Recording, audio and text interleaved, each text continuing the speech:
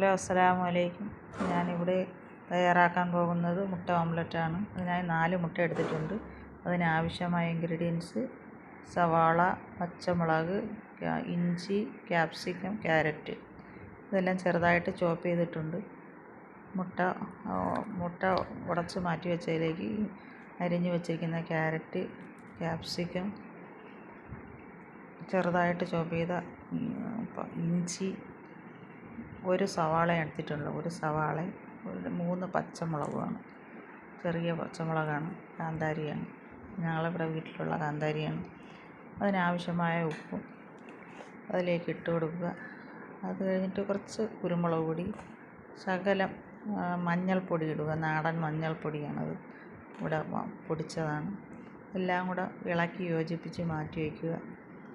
അതിനുശേഷം ഒരു പാൻ അടുപ്പിലോട്ട് വയ്ക്കുക. പാനിൽ ഞാൻ ഒഴിച്ചിരിക്കുന്ന നെയ്യാണ്.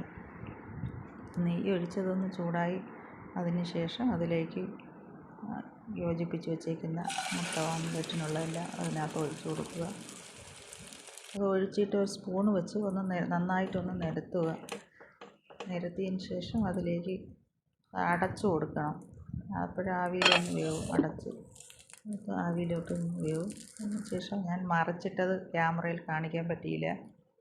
അത് പീസാക്കിയാണ് ഞാൻ എടുത്തത്. കാരണം ഒറ്റ ഇതായിട്ട് എടുക്കുമ്പം മുറിഞ്ഞു പോകാൻ സാധ്യതയുണ്ട്. അതുകൊണ്ട് പീസാക്കിയാണ് മറിച്ചിട്ടെടുത്തത്.